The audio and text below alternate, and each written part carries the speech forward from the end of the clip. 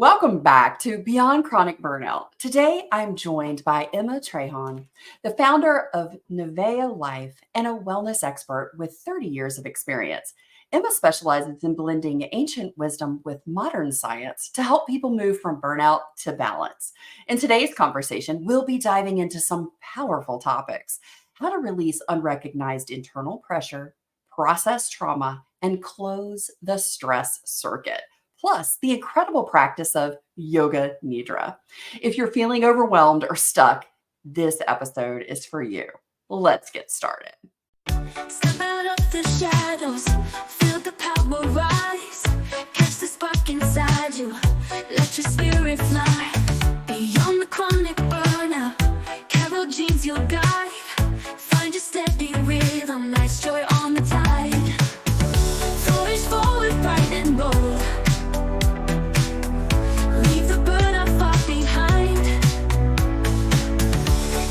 Journey hearts unfold. Power's yours, seek and find.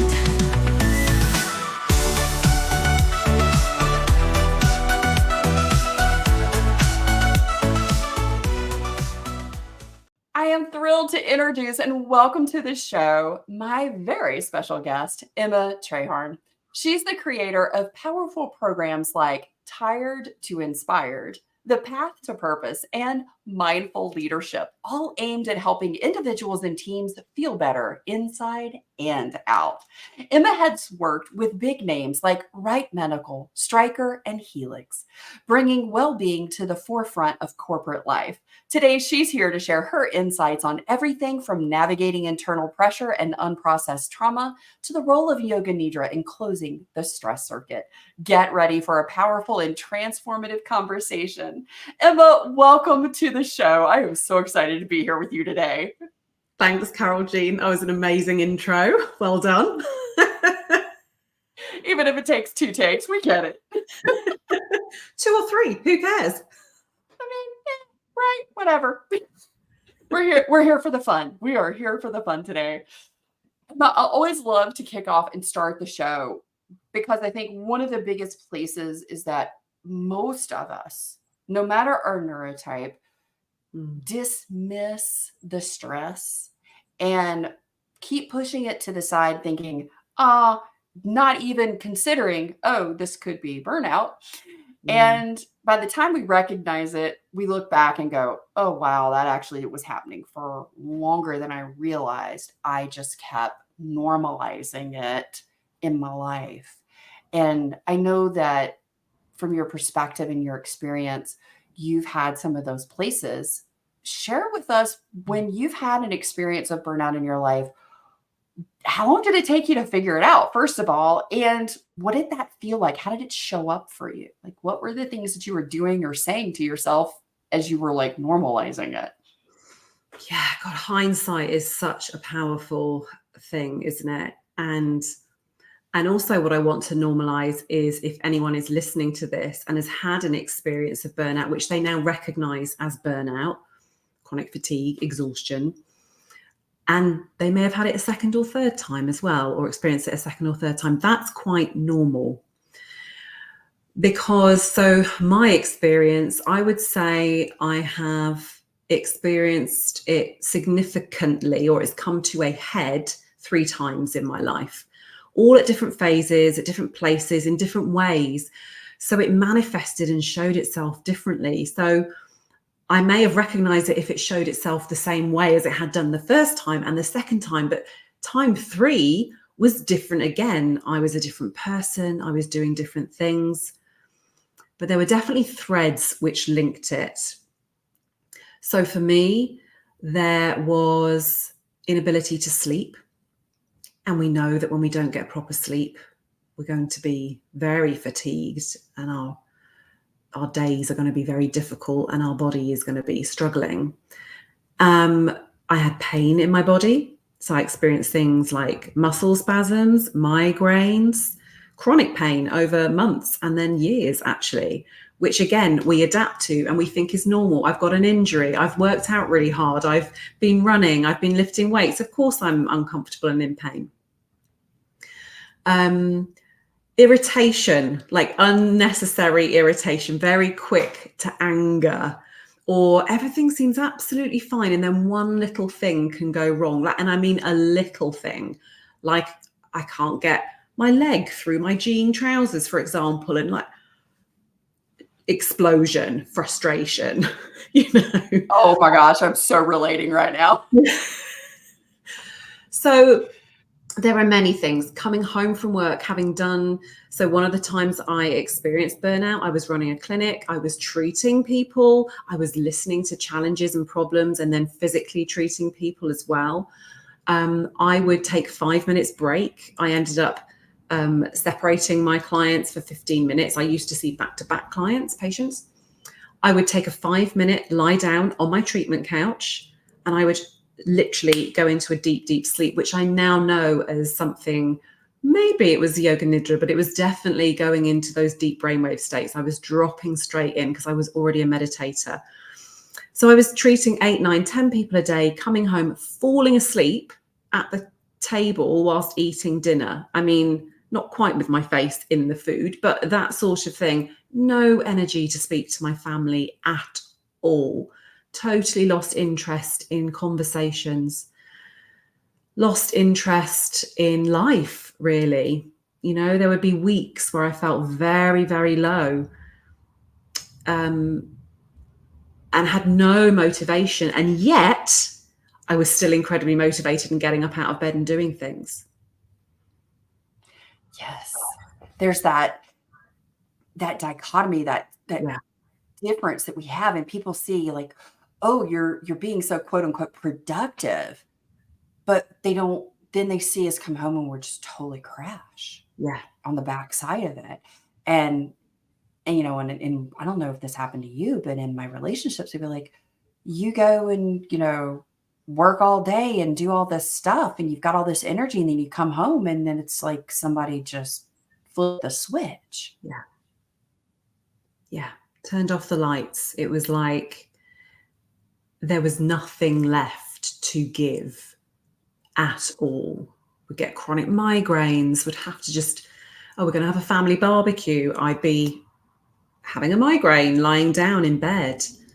And, you know, there were other, it's never just one thing. There were other things that were influencing and impacting how I felt as well. So I think for anyone, it can be so many different symptoms that we typically, and this is the common thread, we typically put it down to something else or think it will be better tomorrow.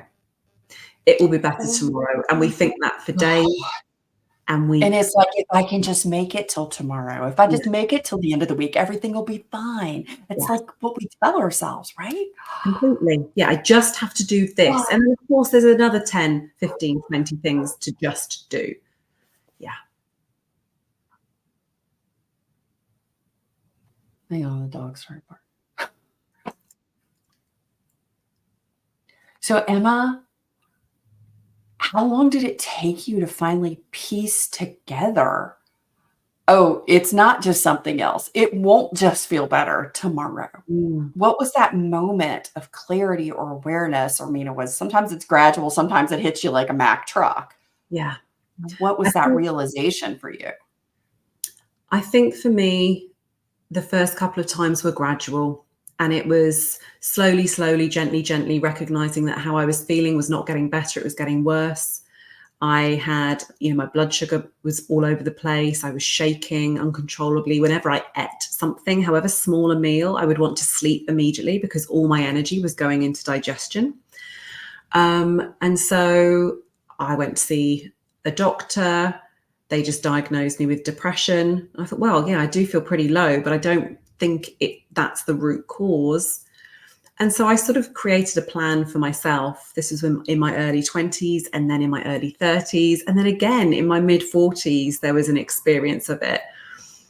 And so although I was even in this field, so I also want to normalize the fact that if somebody is a practitioner or a natural healthcare worker or understands these processes, even if you understand the nervous system and how the brain works, how the body works, you can still find yourself in this place of burnout, of giving too much and not recognizing, because there is so much external and internal and societal and cultural pressure. Oh, thank you for saying that. And thank you for sharing. Because one of the things that I uncovered in my research is that for most adults, and specifically neurodivergent and disabled adults, but this applies across the board more. I have been also investigating, comparing and contrasting the burnout experience with neurotypical population versus neurodivergent population. And that is 3 to 4 cycles of burnout on average by the time someone is in their mid 40s. Mm-hmm. That's the average, Yeah. 3 to 4 times. And now the duration is different and the intensity varies. And that's one of the things that we talk about in the unveiling method. And I love that you brought this into the conversation. Each burnout that we experience is going to be at a different season and a different stage of our life. So certain elements are going to be different within that burnout. But there is also this common thread, this common stress response that once you start to pick up on it and you identify it in the now, you can then in retrospect start to see the pattern of how that one particular element showed up repeatedly through your prior burnouts. Yeah. Yeah. And that's knowledge is power. It is. Knowledge is power, and understanding yourself, which is one of the things, I specialize in, is helping women understand themselves, how they feel, reconnecting to their bodies. Most of us are very much in our heads, in our thinking minds. And absolutely what you said, that if we experience burnout at different phases and stages in our lives, external circumstances will then be different. So for me, I had different jobs, different roles, different responsibilities. My daughter was at different ages. So she was at first very young, then a teenager, and then actually grown up. And so there are different things that come into our lives, which also informs how we experience the burnout. 100%. And I'm so glad that you are here, because one of the things that is a big energy booster is how we can close the stress circuit. And when we really think about it, energy is electric. And so I love that you use the word circuit. It's kind of like we're wiring our home, our body, right? In how do we open and close circuits? Because electricity has open and close circuits. My husband's a contractor. Y'all know that. So I'm over here speaking in contractor language. But I love that you're bringing in ancient wisdom for modern burnout. How do we go back to the things that as humans, as humanity, for thousands of years, that across cultures we have known, but in modern world we have forgotten? How do we begin to bring these in to really deepen and accelerate our optimum well-being? So let's dive into these first hidden struggles, because I think that's one of the things that happens so often. It's what we always talk about. It's like, it was just hidden. I didn't notice it. I just kept dismissing it. It was everything else in my life. It was, all the stuff. It wasn't burnout. It wasn't chronic burnout related to enduring stress, right? How do external pressures fuel that unseen internal stress? Because I think one of the biggest awarenesses for me was learning and discovering that the world has this set point of expectations. Here it is. It's maybe like at shoulder level. But my internal pressure, and my mom used to say this to me, she's like, Carol Jean, you put so much pressure on yourself. I'm like, no, I don't. What are you talking about? But my expectations, my internal pressure here, because of what I believe the outside world expected, and because I believed through a life of experience and micro traumas and all of the things that the world was somehow telling me this is who I was and my identity, I then said, that's not good enough. It's not safe for me to hit these expectations. My expectations have to be up here so that they're perfect and I'm impeccable, and then I'm worthy and I'm safe. And I didn't recognize the gap that pressure was creating externally and internally at all. And And it will be different for everyone. But I think what I see is a lot of similarities, and I call it the hidden shame, secret anxiety. There's things that we keep to ourselves that we don't talk about. So people might know it as keeping up with the Joneses, but I mean, I don't watch the news at all. And Me neither. Because it's just, it puts, first of all, increases our stress immediately, right? But also there's so much information that we're taking in nowadays. So we're in a modern life. Even when I was growing up, there weren't computers. Well, there were when I sort of went to senior school, but unless you were really tech interested, you didn't have a computer. Everything was handwritten. So the information we received was much less than what we're receiving now, even 20, 30 years later. In fact, the average human now will receive the same amount of information in a day as we would have received in our whole lifetimes. I think 200 years ago, I think that's what the research shows.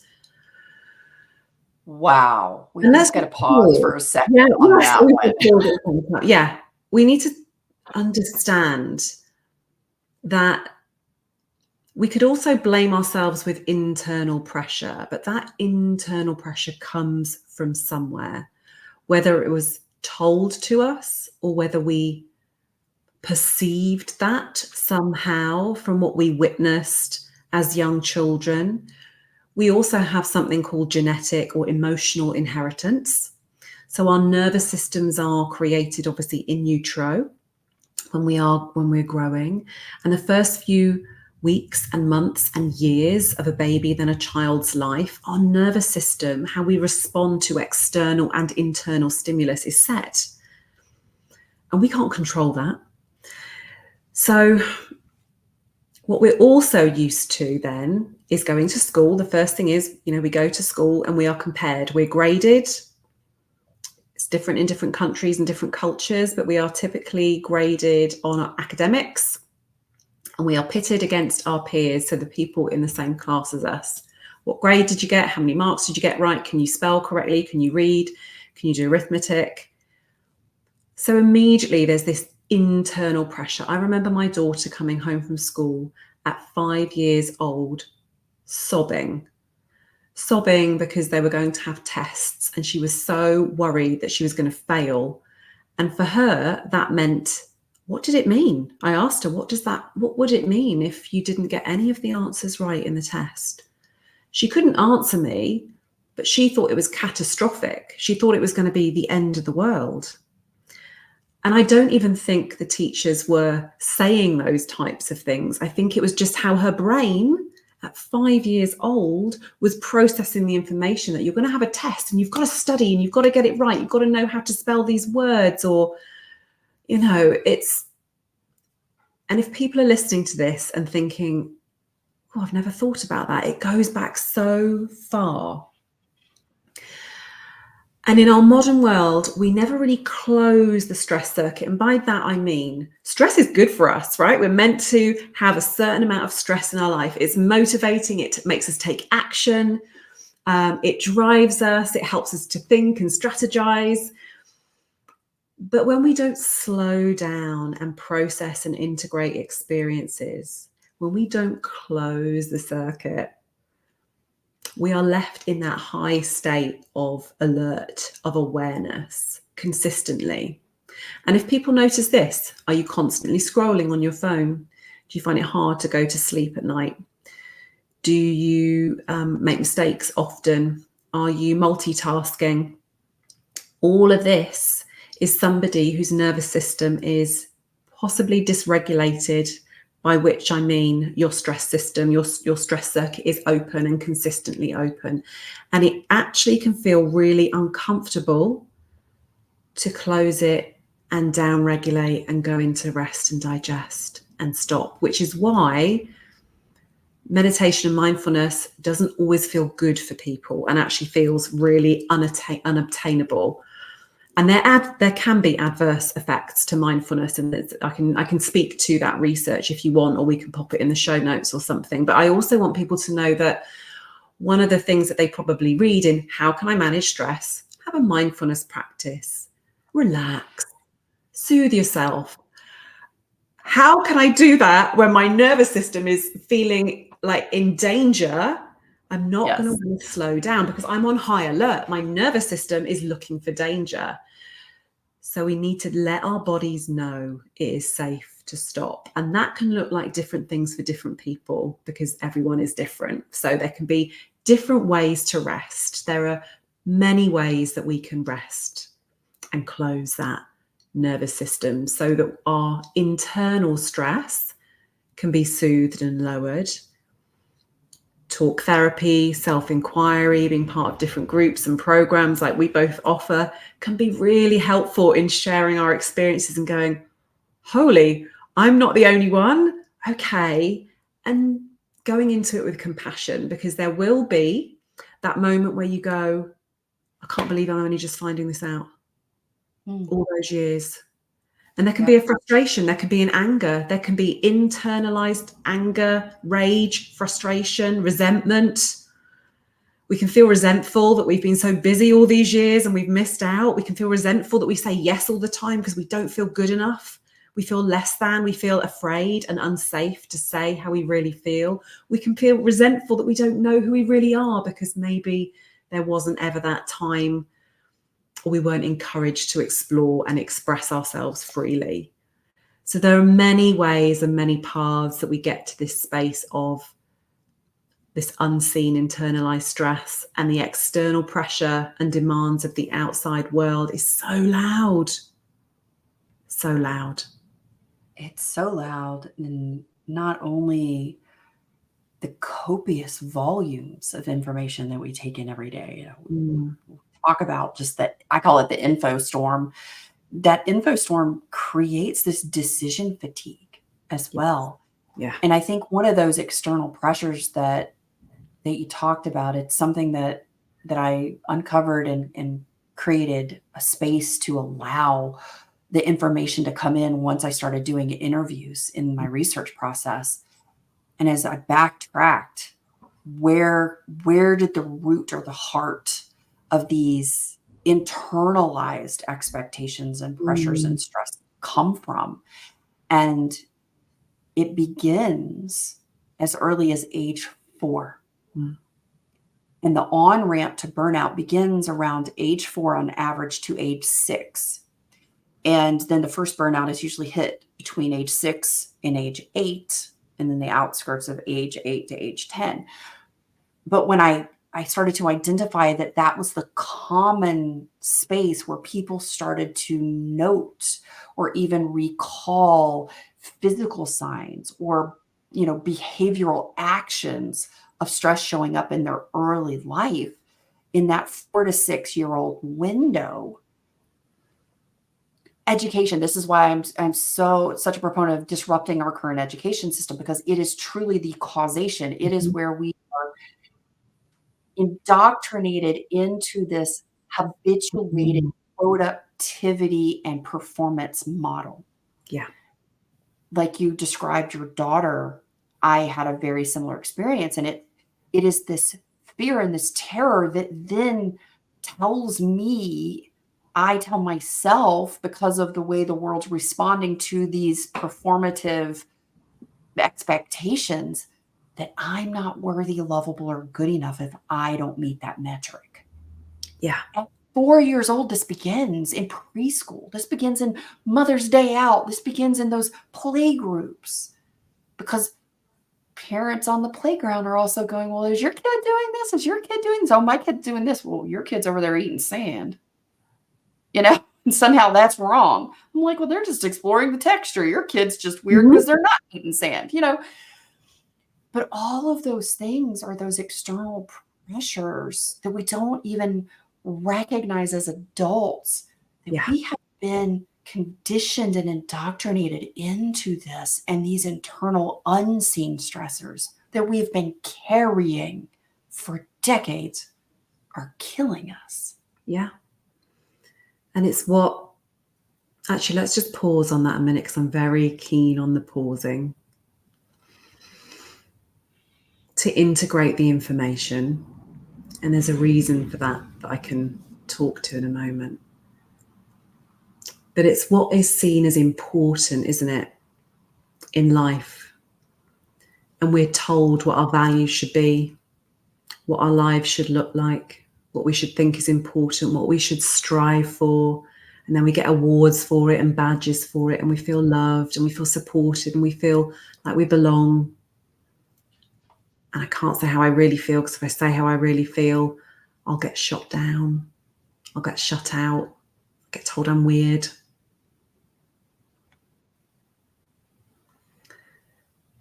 And so the reason for these pauses as well, to integrate information, is the way that we truly learn is by having an experience, an activation, and then embedding that information in the different brainwave states. So not in that beta state, which is, there's different beta states, but typically when we're alert and having a conversation and learning something or studying or reading, but down in the alpha state and even into the theta state, right?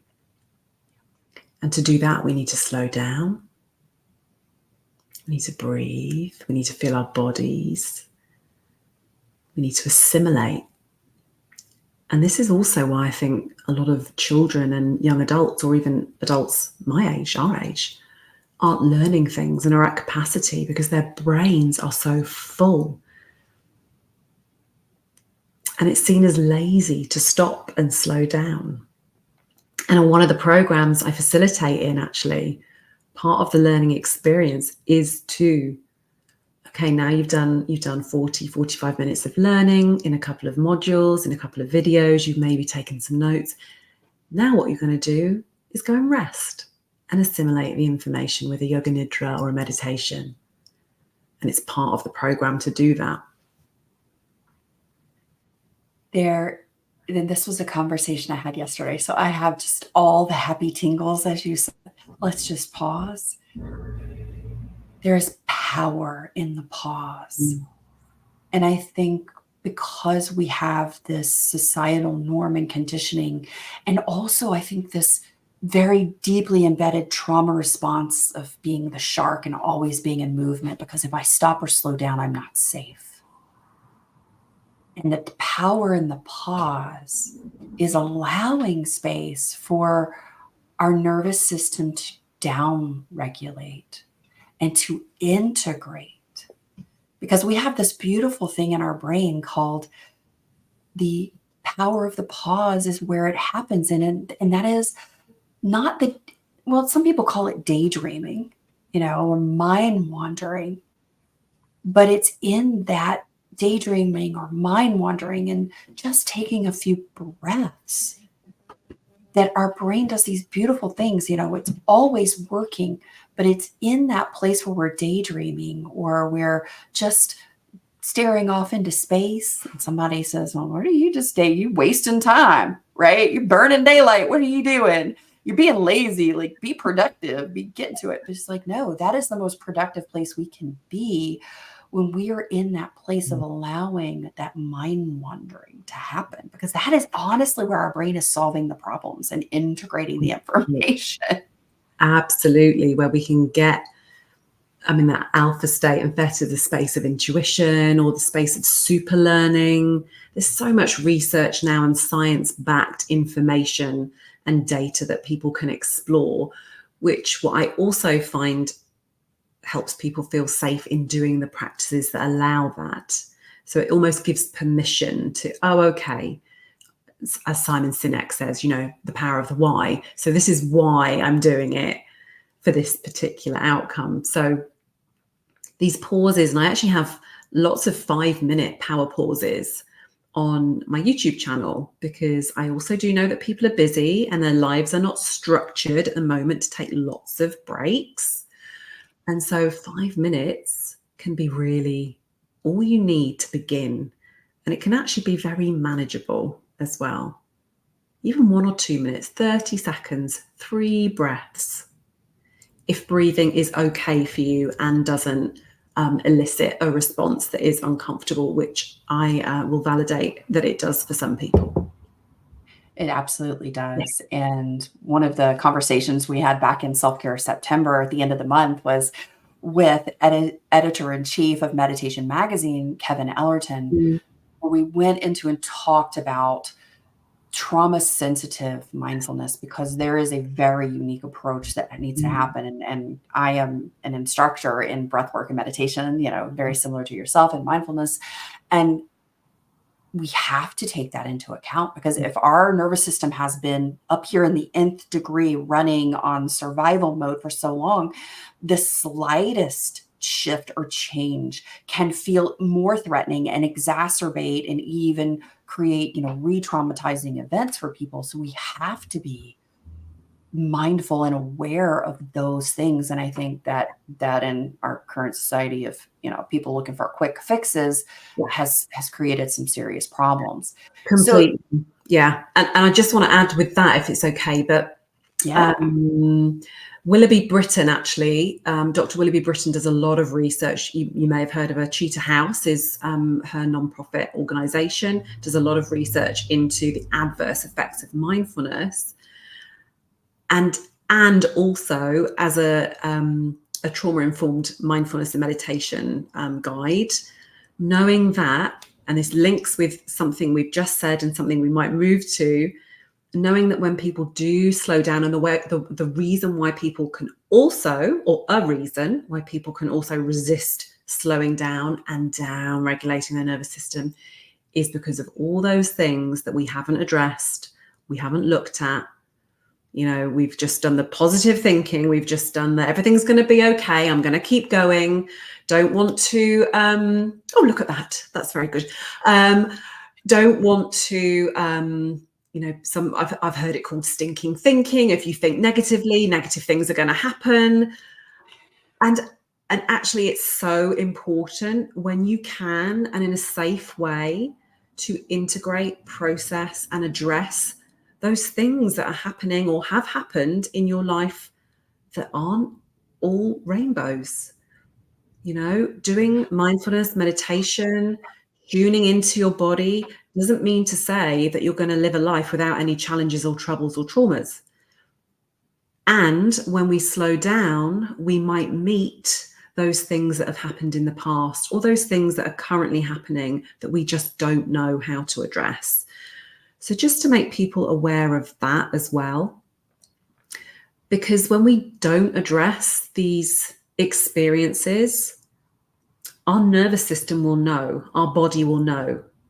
These experiences get stored in various parts of the body at a cellular level, in the fascia, in the tissues, in the cells.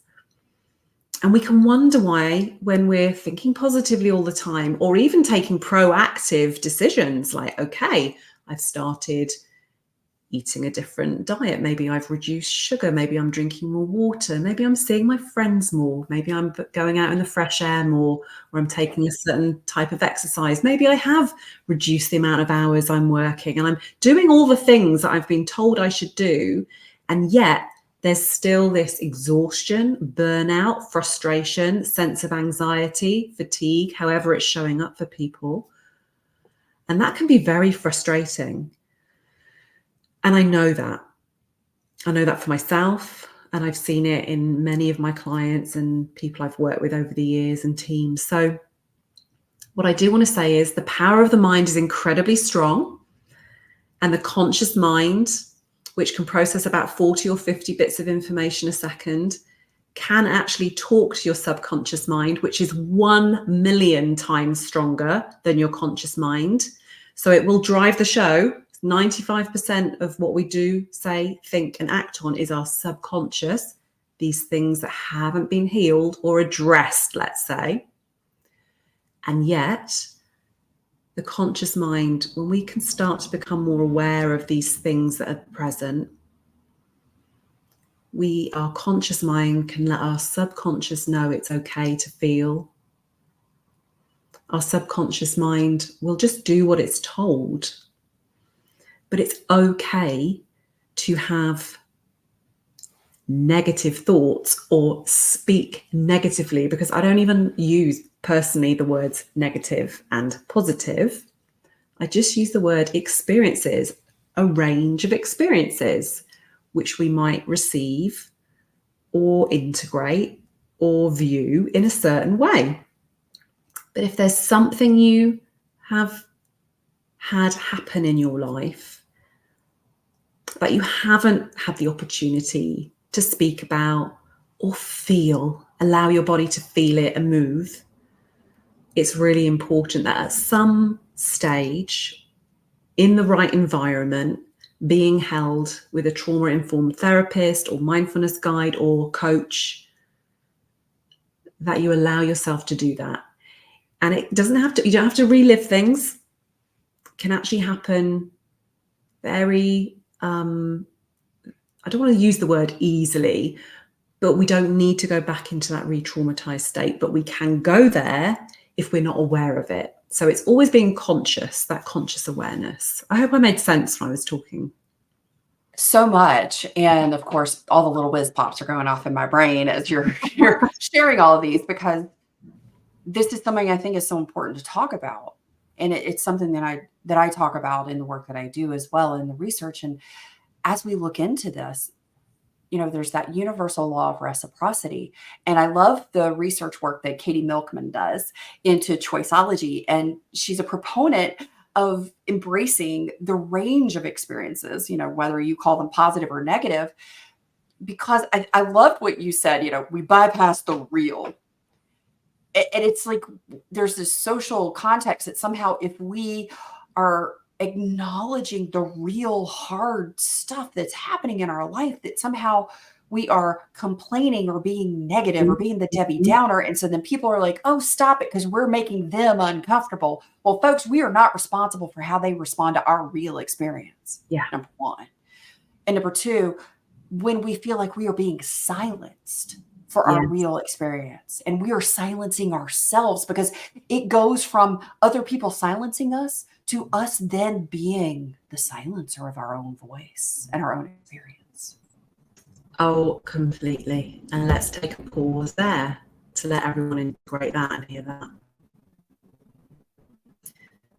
Who listening to this feels that they're not heard, that they can't speak their truth, that maybe they don't even know what their truth is anymore? That's also a very normal experience to have. And when we can't express ourselves effectively, or when people shush us, we might do it ourselves to other people. Oh, they're there. Oh, don't be upset. Don't cry. Oh, it'll get better. Well, it's not that bad. Oh, it could be worse. All those things, all those platitudes we offer to people or have been offered to us, shut us down. And so then we mask. We mask how we feel. We mask our experience. It doesn't feel safe to share. So often when someone shares something with me, I don't feel the need to offer a solution or to say it'll get better or to say it could be worse. One of the most helpful things we can do for ourselves and each other is just to say, that sounds really hard. Tell me more. Oh, we got to pause on that one. That sounds really hard. Tell me more. Mm.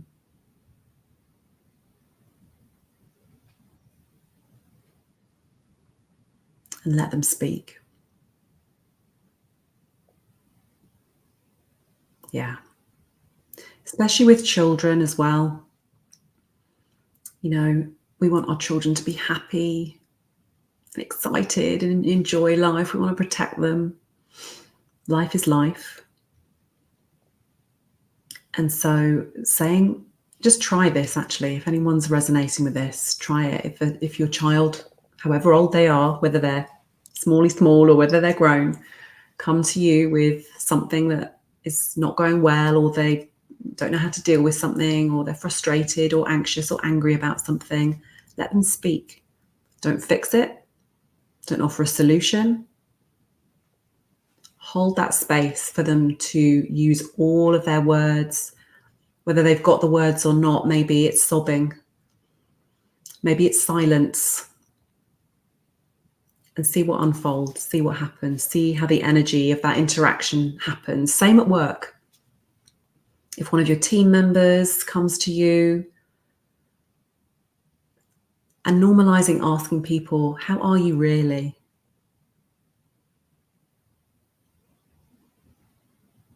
It's so powerful. I heard a question that a teen counselor had shared in an article I had read a couple of years ago, and it so deeply resonated with me. And the question is not how are you doing or how was school today or how was work, but how is your heart? Mm-hmm. How does your heart feel today? Mm-hmm. How's your heart? Because that really, you pause in that because number one, it's not the rote response of how's school, oh, fine. But it makes you check in and turn inward and go, well, how is my heart? Like physical heart or feeling heart, experience heart? Because I think that really comes to the place where we are most energized and where we feel the most connection. And in my research, belongingness is the number two, it's the number two biggest energy drainer after authenticity. And those culminate in that number one biggest energy drainer, which is when we do not have a sense of internal emotional safety and self-trust. And that all comes back to the unprocessed experience and trauma, because we're all seeking to be seen, to be heard, to be understood. And I think when we're so busy bypassing the real for our own comfort or feeling like we don't want other people to be uncomfortable, so we're just trying to fix the problem instead of just really pausing and listening and allowing someone to share their real, true experience. Yeah. But we then come into this unprocessed experience and trauma. And I'm thinking in the yogic philosophy, in the Vedic philosophy, in the text, and we can bring this from ancient to modern. We would talk about samskaras, little grooves, patterns of behavior or belief or tendencies to respond or act or think in a certain way that get deeper and deeper and deeper, because the body likes patterns. The brain works in patterns. That's how we learn and behave. And so we might call it neural patterning in the modern terminology. And so to repattern or break the patterns or reform patterns, it needs consciousness. We need to be aware of behaviors. We need to be aware of how we feel. We need to be aware of what's unfolded before or now. And then this is where the yoga nidra that I was going to talk about comes in to help us process the unprocessed experiences, because they are deep within. I said they're held within the body and the mind, but they're held in certain parts of the brain as well. And when we're in burnout, we often can't access different parts of the brain, different memories. So that's why we might, forget words. So we might not be able to access certain Broca's region of the brain. So our words don't come out right, or our memories, the hippocampus isn't activated. So it's activated, but we can't access it. It's disconnected. There's a disconnect. And so reconnecting all of those parts of us is so vital. And I love what you said about the belongingness, because a lot of people that I speak to, and myself included, and I don't know if you can relate to this, is that feeling like we don't belong, like we're not part of something, that we're different. And I speak a lot about belonging and feeling like being at home, feeling understood. Many people talk to me, and I've had this experience myself, of feeling completely misunderstood. But could it be also possibly that I wasn't sharing who I really was with people? So of course I was misunderstood because they were receiving a certain part of me. And also maybe there's, certain people that we don't go deep with because there's not that safety. So that, again, it's multifaceted, but I love to talk about, and I've seen the impact that this has, that when we start asking for help or share how we're feeling or ask people to just listen, because sometimes people need to be shown what we need, people are quite willing to do it. The people that are truly going to stay in our lives are quite willing to do it. And then they get to know us better. We get to share and express who we are. They get to do the same.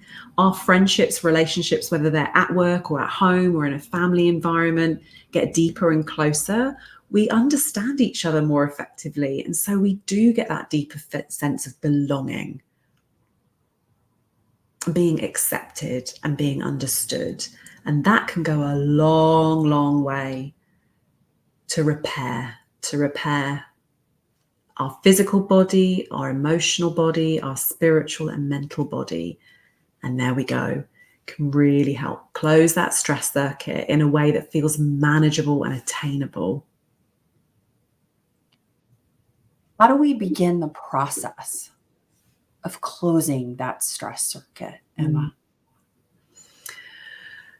So if you're going to be doing this by yourself and not reaching out for any help and support,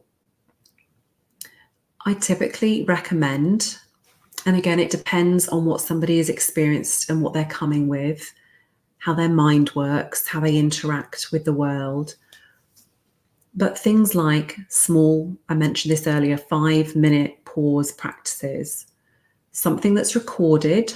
So they kind of are doing it with someone. They can just press play and find 2 or 3 times in the day, set an alarm on your phone, put it in your calendar if you're someone that works in that way, and you stop for 5 minutes and you allow yourself to be guided by that pause. And the pause is really just coming to the body, feeling the feet on the ground or your back on the chair, beginning to notice how your body feels. Maybe your body is tense, activated, and can we invite a little bit of softening on the out breath? Can we allow the shoulders to move slowly away from the ears? Can we allow the breath to move downwards towards the belly? Perhaps the belly feels tight and we just notice. We don't try and change it, but can we invite our belly to soften? So very simple pause practices. And if people don't like coming into the body, they could just focus on the breath. If they don't like the breath, they could focus on sounds. If they don't like focusing on sounds, you could focus on a visual. You could look at something. I have a crystal here. You could just sit and look at the crystal and become really curious about how it looks. You could go for a walk. Optic flow. Allow your eyes to move across, whether you're in an urban environment or a nature environment. That can help reset the brain and the nervous system. So there are many simple practices that can fit into your day. So the reason I start with those is because it doesn't have to be disruptive. It doesn't really have to disrupt your day. And if you're someone that likes to write things down, you might keep a little journal, whether it's on your computer, on an Excel file, if that's what you like, or whether it's written. How did I feel before? How did I feel afterwards? Did I have easier conversations? Did that problem I have suddenly the solution or the creative idea come into my brain? What changed? How did my body feel? And then after that, I do recommend working with somebody, because honestly, trying to come out of burnout yourself, it's like trying to give yourself more energy when you have no energy left to give. So finding someone that you know, like, and trust, whether it's a one-on-one situation, which can be really helpful for the first 3 to 6 months. And it does take at least 3 to 6 months to change habits. I know people say that habits change in 21 days. They don't. It takes a long time we've taken a long time to get to this point. So it takes a long time for our nervous systems to realize what's going on and to integrate these new behaviors. Oh my gosh, yes. Um, But it's possible and it happens. We just have to be totally possible. gentle and allow the space for it. Yeah. Allow the space for it, commit to it, a lot of what I find as well is that even committing to something can be really tricky for people because they don't feel worthy. So that's why a group program can be really helpful, because you are surrounded by others walking this path with you. You know you're not alone. You feel safe to speak and talk and listen to others. So you learn the way of doing that. There are lots of small things that people can do. And again, it's very unique to that individual. I like to see what somebody's life looks like, what their habits are like at the moment, what their family dynamics are like, what their work life is like. But within a group program, you will be taken through stages and phases. You'll be held in the repatterning, in the reprogramming, in the gathering back of your life and your energy. Yes. One of the most powerful places that I have found in community and in group work in particular has been, we can set the intention and we can be agreed with ourselves that this is what I'm going to do. And we have this very linear layout in our mind of this is how it's going to go. Point A, point B, point C. I'm going to get to here. I will arrive. Everything is good. And it is an up and down journey. There are moments in there where it is hard as heck. And there were moments for me because I was slow. Y'all know I did not pick up on the fact that I needed other people. It took me a minute to get there. And I think it was my nervous system had to regulate internally to allow that. But I was trying to do it all by myself. And in the early days when I was doing this a decade ago, I felt when those hard places came, or the places where I didn't have the perspective to see a different way to approach a challenge or a problem or anything I was facing in my life, I would get really discouraged. I would get frustrated. I would get angry. I would feel, oh God, just one more thing I'm failing at, or I'm just not worthy enough. I'm not good enough, not on a conscious level, but the feeling of that subconsciously that I'm just not really good enough to get it. It's not working for me. Yes, not working. And in group and in community, I have been held and supported and seen, heard, and understood in a collective pause, and also known I wasn't alone because somebody else was usually being challenged in a similar way. And then there was this place of, we can do this together. Because it wasn't just me focusing on it for myself. It was me holding space and being with another person in a similar space to go, let's do this together. Yeah, completely. And something else just came to me, and I think it's gone out of oh no, it's come back into my brain. Well done, Emma. I love how that works. There was the pause, and it was allowed to come back in. There's a model that I use in one of my courses, in a couple of the courses actually, which is the stages of change model. And we talked about external and internal pressures and societal pressure, and you'll know this, right? That society would have us say, oh, you go from your comfort zone to your growth zone. So you just want to change something, you just have to do the action and you go straight into growth, and it's new habits. You're living the new way of life and everything's hunky-dory, no problem. When they forget the two bits in between or more, that there's, in positive psychology, they call it the fear zone. I like to call it the space of the unknown. I think it sounds nicer. And then there's also the the learning zone where we're integrating. And like you said, it's not linear. Again, then it's like, well, then it's linear. No, you can be in all of those places at once, or you can be in one or two or three of them, go back into the comfort zone. You can come all the way to the growth zone, go back into the space of the unknown, and a little bit in the learning zone.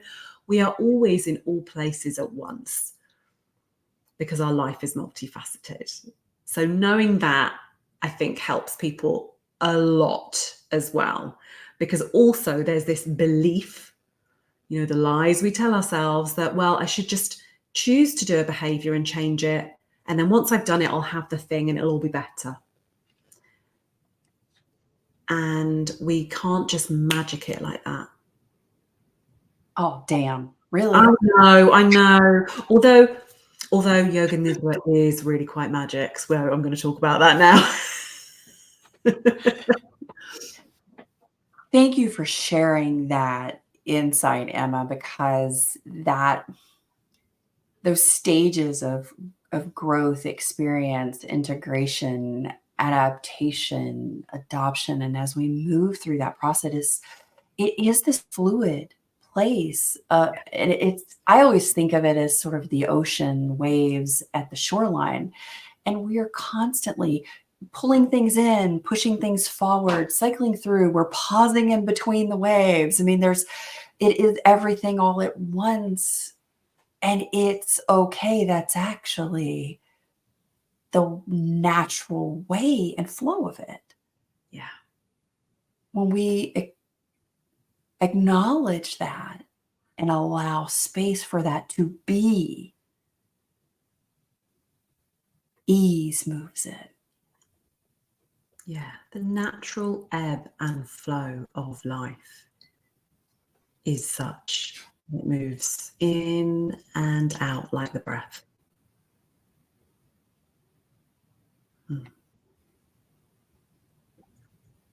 So share with us about yoga nidra. This is something I have fallen in love with over the last year. So do shine and sparkle some light on what is it? How do we do it? Give us all the goodness. So yoga nidra is a form of meditation, but it differs from meditation. It's a very ancient practice from the Yoga Sutras, from the yogic tradition. It's seen in other cultures and places and indigenous spaces around the world. The Aboriginal culture also has a dream time. I believe some of the North American cultures also have dream time or dream space. But it's a systematic process of moving through the layers of the self. It's a guided process, either guided by a guide or guided by yourself, typically by a guide in the Western world. And it takes you down through the different brainwave states from beta to alpha to theta, sometimes even into delta, when we can get into this experience of yoga nidra, which is wakefulness whilst we're asleep. So we're at this level of sleep. The brain is still sleeping and resting, but there is a certain level of consciousness. And people report to me that it just feels beautiful and effortless, feel like they're floating. There isn't time, or maybe we'll do another podcast on the whole experience and the history of yoga nidra and the different koshas, the different layers of the body, of the self. But no, I think what's important to know is that in yoga nidra, we typically lie down. You can sit up, but you're typically in a very comfortable, prone position. You can lie on your side, whatever. The aim is to stay awake, but often if we're in sleep deficit, you may drop into a deep state of sleep. And some people say, how was that half an hour? I thought it was 3 minutes. But there will be part of your brain, there will be part of your unconscious or subconscious, or both, that are awake and aware.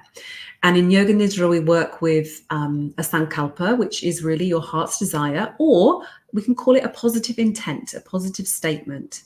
So it might be something like, if you're working with someone who doesn't feel good enough, we might say, as we go into the yoga nidra, I am enough.